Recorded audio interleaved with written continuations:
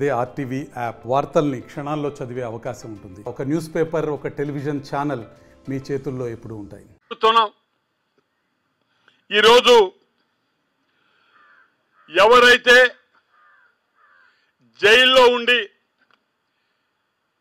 Jail నుంచే ముఠాలను తయారు చేసి ప్రసన్న కుమార్ రెడ్డి ఇంటిని ధ్వంసం చేసేటటువంటి కార్యక్రమంలో అతని హస్తం కూడా ఉందనేటటువంటి విషయం పబ్లిక్గా ఈరోజు ప్రజలు మాట్లాడుకునేటటువంటి పరిస్థితే వస్తే, జైలులో ఉన్నటువంటి వ్యక్తికి ఈ విషయాన్ని ప్రేరేపించి రౌడీ మూకల్ని ప్రసన్న కుమార్ రెడ్డి ఇంటి మీదకు పంపించడంలో ఎవరి హస్తం ఉన్నది అని చెప్పి ఒక్కసారిగా అందరం కూడా ఆలోచన చేయాల్సిన సందర్భం అండి. ఎందుకంటే వైఎస్ఆర్ కాంగ్రెస్ పార్టీ నాయకులు ఎవరు కూడా ఈరోజు పదవుల్లో లేరు, జైళ్లలో ఉన్నారు. తప్పితే ఊళ్ళు వదిలి పక్కకి వెళ్ళిపోయి ఉన్నారండి బెయిల్ కోసం. ఇక్కడ ఎవరు కూడా ఇంకొకరిని దౌర్జన్యం చేసేటటువంటి పరిస్థితుల్లో ఉన్నటువంటి నాయక గణం ఎవరు కూడా నెల్లూరు టౌన్లో ప్రస్తుతానికైతే ఎవరు కూడా లేరు, భవిష్యత్తులో కూడా ఉండరు. ఎందుకంటే ఆ అలవాటు ఇక్కడ లేదు. మరి ఇదే మా సోదరుడు నెల్లూరు రూరల్ ఎమ్మెల్యే గారు గతంలో వైఎస్ఆర్ కాంగ్రెస్ పార్టీలో ఉన్నారు. జగన్మోహన్ రెడ్డి గారి సెలవుతో ఆయన శాసనసభ్యుడిగా ఉన్నప్పుడు తెలుగుదేశం పార్టీకి సంబంధించినటువంటి తిరుమలరావు కానివ్వండి, స్టూడెంట్ లీడర్ అయ్యా. మరి అదేవిధంగా మాతంగి కృష్ణ, అనేకమైనటువంటి అప్పట్లో తెలుగుదేశం, ఈ శ్రీధర్ రెడ్డి గారు వైఎస్ఆర్ కాంగ్రెస్ పార్టీలో జగన్మోహన్ రెడ్డి మనిషిని, ఆయన బిడ్డని నేనని చెప్పుకునేటటువంటి తరుణంలో అరాచక మూకలతో నడి రోడ్లో పట్ట పగలు దాడులు చేయించినటువంటి సందర్భాలు చూసాం. ఆ రోజు ఎవరైతే అమాయకులైన పిల్లలు, చిన్న యువకులండి, తెలిసి తెలియని వయసులో ఉన్నటువంటి వాళ్ళని రెచ్చగొట్టి వాళ్ళ మీద కొట్లాటలకు పంపించి వాళ్ళు తన్ని వాళ్ళు కేసుల్లో ఇరుక్కోబోయి శ్రీధర్ రెడ్డి కాడ నిలబడిపోయి ఉన్న వాళ్ళు ఎప్పుడైతే వాళ్ళ తల్లిదండ్రులు అందరూ అయ్యా ఈ అరాచకమైన పద్ధతుల్లో మన బిడ్డలు ఇరుక్కున్నారంటే వాళ్ళకి భవిష్యత్తు ఏం కావాలని వీళ్ళకి దూరంగా జరగండి అని చెప్పి ఆ బిడ్డల్ని ఎప్పుడైతే అతని దగ్గర నుంచి ఎడం చేస్తా వచ్చారో అటువంటి వాళ్ళందరి మీద మళ్ళీ రౌడీ షీట్లు అతనే తెరిపించిన పరిస్థితులు చూసాం. ఈరోజు ఆ రోజు నుంచి జరిగినటువంటి అంటకాగిన ఈ అరాచక శక్తులతో అంటకాగినటువంటి వ్యక్తి ఎవరైనా ఉన్నారు అంటే వైఎస్ఆర్ పార్టీలో ఉన్నటువంటి అప్పటి శ్రీధర్ రెడ్డి అండి. ఇంకా ఎవరూ లేరు దీంట్లో. మరి అదేవిధంగా ఈరోజు ఆ అంటకాగినటువంటి స్నేహము లేకపోతే పెంచి పోషించినటువంటి ఆ దుర్మార్గ ఫలితము శ్రీకాంత్ అనేటటువంటి యావజ్జీవ కారాగార శిక్ష పడినటువంటి ఒక వ్యక్తిని మరి ఎందుకనో ఆయన బయటకు తీసుకురాదలుచుకొని సిఫార్సు లెటర్ హోంశాఖకి ఇవ్వటం జరిగింది. అందరం కూడా చూసాం, పత్రికల వారి ద్వారానే చూసాం. ఇది దేనికయ్యా, దేనికి తీసుకురావాలనుకున్నారు? ఇన్ని ఎవరిని కొట్టడానికి, ఎవరిని ఇబ్బంది చేయడానికి? ఎందుకంటే ఈ అలవాట్లన్నీ ఉండేది ఒక ఆయనకే తప్ప ఇంకెవరికీ లేవు. ఎప్పుడైతే ఒక మనిషికి చెడు చేయదలుచుకున్నా, భయపెట్టదలుచుకున్నా, కొట్టదలుచుకున్నా, కొట్టించదలుచుకున్నా ఇటువంటి అరాచక శక్తులతో చేయిస్తాడు అతను. మరి ఆ క్రమంలోనే స్థానిక గూడూరు శాసనసభ్యుడు పాసం సునీల్ గారు, ఈ శ్రీధర్ రెడ్డి గారు, ఆయన ఇప్పుడు తెలుగుదేశంలో ఉన్నారు. అంతే తప్ప ఈయన వైఎస్ఆర్ కాంగ్రెస్ పార్టీలో లేడండి. ఈ బురద వైఎస్ఆర్ కాంగ్రెస్ పార్టీకి పుయ్యడానికి ఎవరు కూడా పుయ్యించుకోవడానికి కూడా సిద్ధంగా లేవు. వీళ్ళిద్దరూ కూడా మళ్ళీ ఆ వ్యక్తికి ఒక నెల రోజులు పేరోల్ కావాలని చెప్పి సిఫార్సు లెటర్ హోంశాఖకి ఇవ్వటం అనేది జరిగింది. మరి ఈరోజు ఆ శ్రీకాంత్ అనేటటువంటి ఆయన స్నేహితురాలు కావచ్చు, భవిష్యత్తు భాగస్వామి కావచ్చు, ఆమె మాటల్లోనే ఆ శ్రీకాంత్ అనేటటువంటి వ్యక్తి సదరు శ్రీధర్ రెడ్డి గారిని ఏ మేరకు ఆరాధిస్తాడో, అభిమానిస్తున్నాడో ఆమె మాటల్లోనే ఆమె ప్రత్యక్షంగా చెప్పటం జరిగిందయ్యా. ఆయనతో సమానంగా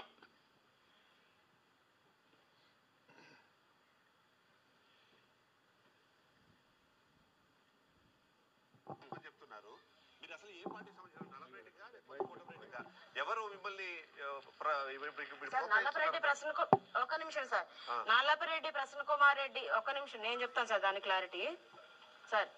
వీళ్ళు ఎంటైర్ శ్రీకాంత్ ఫ్యామిలీ మొత్తం కూడా కోటంరెడ్డి శ్రీధర్ రెడ్డి గారికి నమ్మిన బంటులు సార్. వాళ్ళు ఆయన అంటే ప్రాణం సార్. శ్రీకాంత్ ఈ రోజు జైల్లో ఊపిరి పీల్చుకుంటున్నాడంటే అది ఆయన ఉన్నాడనే ధైర్యము ఆయన కోసమే సార్. ఆయన కోసమే బతుకుతున్నాడు. ఈవెన్ ఆయనకి నా మీద ఆయన మీద నాకు చాలా ప్రేమ ఉంది, కానీ ఆయన 50% నా మీద ప్రేమ ఉంది సార్. 50% శ్రీధర్ రెడ్డి గారిని ప్రేమిస్తారు ఆయన, అది వాస్తవం సార్. నల్లపరెడ్డి ప్రసన్న కుమార్ రెడ్డి వాళ్ళ మనిషి అయితే శ్రీకాంత్ కాదు సార్. అసలు నా తెలిసి ఆయన పరిచయం కూడా ఉండకపోవచ్చు. నల్లపరెడ్డి శ్రీనివాస్ ఇదండి. ఆమెను సగం మాత్రమే ప్రేమిస్తే ఇంకొక సగం గుండె శ్రీధర్ రెడ్డి గారికి ఇచ్చినట్టున్నాడు ఆ బాబు. అయ్యా, హత్య అనేది సర్వసాధారణమైనటువంటి పరిస్థితులు అలవాటు చేసుకొని దందాలు చేసేటటువంటి వ్యక్తులు ఈరోజు జైళ్లలో ఉంటే వాళ్ళని మీరు ప్రజాప్రతినిధులై ఉండి అటువంటి అరాచక శక్తుల్ని రోడ్లలోకి తీసుకురావాలనే ఆలోచన చూడండి. ఒక 15, 20 సంవత్సరాలు 25 సంవత్సరాల ముందు ఇటువంటి పద్ధతులు ఎక్కడ కూడా ఈ నెల్లూరు నగరంలో ఎవరు చూడలేదండి. కానీ కేవలం ఈరోజు రౌడీలు, గూండాలు ఎవడు ఏం చేస్తాడో, వాడు జోలికి పోతే ఎవడు ఏం చేస్తాడో, ఎవడు బెదిరిస్తాడో, ఎందుకు వచ్చింది మనం నోరు మూసుకొని గమ్మునుంటే పోద్ది. ఇదే ఆలోచనతో మనుషులు జరుగుతున్నారంటే ఇటువంటి రాజకీయ నాయకులు కేవలం మనకందరికీ తెలుసు. ముఖ్యంగా నాకు మళ్ళీ ఒకసారి చెప్తున్నా మీకు, ఒక 10-12 సంవత్సరాల క్రితం మా శ్రీధర్ నాకు తెలుసు, మా దగ్గరే ఉండేది కదా. మామూలు స్థాయి. అతనే చెప్పాడు ఒకసారి, పాలు లేకపోతే నా స్నేహితుడు హరిబాబు జోబిలో 100 రూపాయలు ఉంటే తీసుకుపోయి నేను పాలు పట్టించిన నా బిడ్డలకని ఆయనే స్వయంగా చెప్పిన సందర్భం ఉంది. కానీ ఈ రోజుకి ఆ హరిబాబు జోబిలో మాత్రం 100 రూపాయలే ఉండయి. మావాడైతే వెళ్ళిపోయాడు ఎక్కడికో. మరి ఎట్లా సాధ్యమైందండి?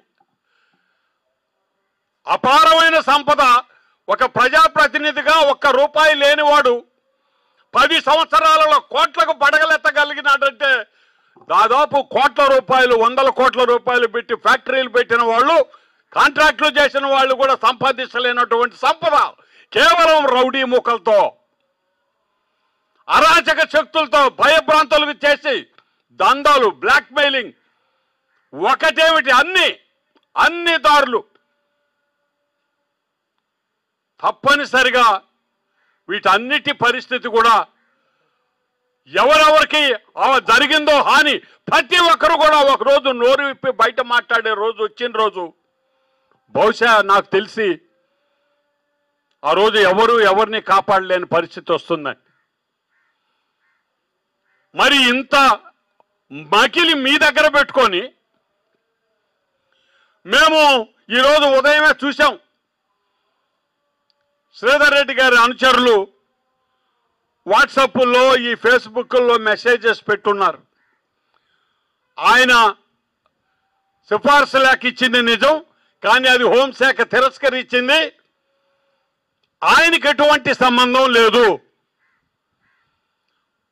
ఆయనకి సంబంధం లేకుండా అప్పుడు ఆ యువకుడికి ఫెరోల్ కావాలని వారి తండ్రి వారి సోదరుడు నా వద్దకు వస్తే నేను ఇచ్చినటువంటి లేఖ, ఆ లేఖ ఇచ్చిన తర్వాత మేము ఇచ్చిన లేఖని తిరస్కరిస్తూ నేను గూడూరు శాసనసభ్యులు పాషం సునీల్ కుమార్ గారు, ఎందుకంటే ఈ కుటుంబం గతంలో నెల్లూరు రూరల్లో ఉండింది, ఇప్పుడు గూడూరులో ఉంది, అందుకని గూడూరు ఎమ్మెల్యే పాషం సునీల్ కుమార్ గారు నేను సిఫారసు లేఖ ఇవ్వటం జరిగింది. సర్వసాధారణంగా శాసనసభ్యుల వద్దకి ఏదైనా పని మీద వస్తే రకరకాల సమస్యల విషయంలో లేఖలు ఇస్తాం, దాన్ని అధికారులు పరిశీలించి నియమాలు నిబంధనలు సహకరిస్తే ఆ యొక్క పని చేసి పెడతారు. ఒకవేళ కాకపోతే ఏ కారణంతో కాదో మాకు తెలియజేస్తారు. ఇదే సర్వసాధారణం. భారతదేశంలో కొన్ని వేల మంది ఎమ్మెల్యేలు కొన్ని వేల మందికి ఫెరోల్ లేఖలు ఇచ్చి ఉంటారు. కొన్నిసార్లు పనులు జరుగుతాయి, కొన్నిసార్లు పనులు జరగవు. నేను గూడూరు ఎమ్మెల్యే సునీల్ కుమార్ గారు లేఖలు ఇస్తే జూలై 16వ తారీఖున ఈ సంవత్సరం జూలై 16వ తారీఖున ఇద్దరు ఎమ్మెల్యేల లేఖని తిరస్కరిస్తూ అవిలేష్ శ్రీకాంత్కి నియమాల ప్రకారం ఫెరోల్ ఇవ్వలేము కాబట్టి మీరు ఇచ్చిన లేఖని తిరస్కరిస్తున్నారని చెప్పని ఈ సంవత్సరం జూలై 16వ తారీఖున అధికారులు నాకు అటు గూడూరు శాసనసభ్యులు మిత్రుడు పాషం సునీల్ కుమార్ గారికి రాతపూర్వకంగా ఇచ్చిన సమాధానం. అయితే ఒక ఫెరోల్ విషయంలో ఇద్దరు శాసనసభ్యులు మానవతావాదంతో పరిశీలించి న్యాయం చేయమని లేఖ ఇస్తే అధికారులు తిరస్కరించారు. వారి కారణాలు వారికి ఉంటాయి. మరి ఆగస్టు 30వ తారీఖున అధికారులు ఫెరోల్ మంజూరు చేశారు. మిమ్మల్ని అందరినీ కోరుతూ ఉన్నా, మీ ద్వారా రాష్ట్ర ప్రజలందరికీ తెలుస్తూ ఉన్నా, తెలియజేస్తూ ఉన్నా, ఈ సంవత్సరం జూలై 16వ తారీఖున మా లేఖలు ఇద్దరు ఎమ్మెల్యే లేఖలు తిరస్కరించిన అధికారులు అవిలేష్ శ్రీకాంత్ ఫెరోల్కి అర్హుడు కాదు అని చెప్పిన అధికారులు 14 రోజుల తర్వాత, అక్షరాల 14 రోజుల తర్వాత ఉత్తర్వులు ఇచ్చారు, అనుమతులు ఇచ్చారు ఫెరోల్కి అర్హుడు అని. మా హోంమంత్రి హరిత గారు కూడా ఇదే చెప్తూ ఇద్దరు ఎమ్మెల్యేల లేఖల్ని తిరస్కరించిన 14 రోజులకి ఈ ఫెరోల్ ఎలా వచ్చింది అన్నది విచారణకి ఆదేశించాం. ఆ విచారణలో అన్ని విషయాలు తెలుస్తాయి, దీనికి కారకులు ఎవరు అన్న విషయాలు తెలుస్తాయి, వారి మీద చర్యలు తీసుకుంటామని స్వయంగా హోంశాఖ మంత్రి గారే ఇప్పటికే చెప్పడం జరిగింది. మరి లేఖలు ఇవ్వటమే తప్పని రూరల్ వైసీపీ ఇన్ఛార్జ్ అన్నారు. అయ్యా, రూరల్ వైసీపీ ఇన్ఛార్జ్ లేదా వైసీపీ రాష్ట్ర సోషల్ మీడియా వైసీపీ రాష్ట్ర నాయకులారా, లేఖలు ఇవ్వటమే తప్పు అయితే మరి వైఎస్ఆర్ కాంగ్రెస్ పార్టీ అధికారంలో ఉన్న వేళ వైఎస్ఆర్ కాంగ్రెస్ పార్టీ రాష్ట్ర నాయకులు వైఎస్ జగన్ రెడ్డి గారికి ఈ రాష్ట్రంలో అత్యంత సన్నిహితుడు చెవిరెడ్డి భాస్కర్ రెడ్డి, సూళ్లూరుపేట శాసనసభ్యులు కిలివేటి సంజీవయ్య, వారు ఇదే అవిలేష్ శ్రీకాంత్కి, వేరే వారికి కూడా కాదయ్యా, ఇదే అవిలేష్ శ్రీకాంత్కి లేఖ ఏ విధంగా ఇచ్చారు. వైఎస్ఆర్ కాంగ్రెస్ పార్టీ రాష్ట్ర నేతలారా, నెల్లూరు రూరల్ వైసీపీ ఇన్ఛార్జ్, సాక్షి టీవీ, సాక్షి పత్రిక రాలేదా? మా మస్తాన్ రెడ్డి గారు సాక్షి రాలేదా? ఇంకెవరైనా సాక్షి రిపోర్టర్స్ వచ్చినారమ్మా? సాక్షి ఛానల్ కానీ రారు, వచ్చారా? ఏరినైనా సాక్షి ఛానల్ ఒకరు బాగా తీసుకునైనా చేయుతునైనా ఒకసారి సాక్షి రిపోర్టర్ వచ్చున్నారు కదా, ఒక్కరోజు చెయ్యి బాగా పైకెత్తి దీన్ని బాగా షూట్ చేసుకోండి ఆయన. వైఎస్ఆర్ కాంగ్రెస్ పార్టీ రాష్ట్ర నాయకులు, సాక్షి టీవీ, సాక్షి పత్రిక, rural YCP incharge, YCP social media వ్యక్తులందరికీ మనవి చేస్తూ ఉన్నా, ఇదే అవిలేష్ శ్రీకాంత్కి చెవిరెడ్డి భాస్కర్ రెడ్డి, కిలివేటి సంజీవయ్య ఇచ్చిన లేఖలు గత వైఎస్ఆర్ కాంగ్రెస్ పార్టీ ప్రభుత్వంలో, ఆ లేఖలు ఆధారం చేసుకుని వారికి ఫెరోల్ కూడా అప్పుడు ఇవ్వటం జరిగింది. మా ప్రభుత్వంలో మేము ఇచ్చిన లేఖల్ని అర్హులు కాదని తిరస్కరించారు. తిరస్కరించిన 14 రోజులకి అనుమతులు ఇచ్చారు. ఎలా సాధ్యమని హోంమంత్రి అనిత గారు విచారణకు ఆదేశించారు. విచారణలో అన్ని విషయాలు కూడా బయటపడతాయి. అయితే చెవిరెడ్డి భాస్కర్ రెడ్డి కానీ కిలివేటి సంజీవే కానీ ఇచ్చిన లేఖల్ని నేను తప్పు పట్టను. ఎందుకు తప్పు పట్టనంటే ప్రజాప్రతినిధులుగా ఉన్నప్పుడు, ఎమ్మెల్యేలుగా ఉన్నప్పుడు ఆ యొక్క వ్యక్తులు సహాయం కోసం వస్తే లేఖలు ఇవ్వటం సర్వసాధారణం. ఆ లేఖల్ని ఆధారం చేసుకుని అధికారులు నియమాలకు అనుగుణంగా ఉంటే ఇస్తారు, లేకుంటే లేదు. కానీ ఫస్ట్ పేజ్ లేకుంటే లేదు. మరి ఈ సందర్భంగా మరో మాట అందరికీ చెప్తూ ఉన్నారు. జీవితంలో ప్రతి సంఘటన రాజకీయ నేతలకి ఒక అనుభవం.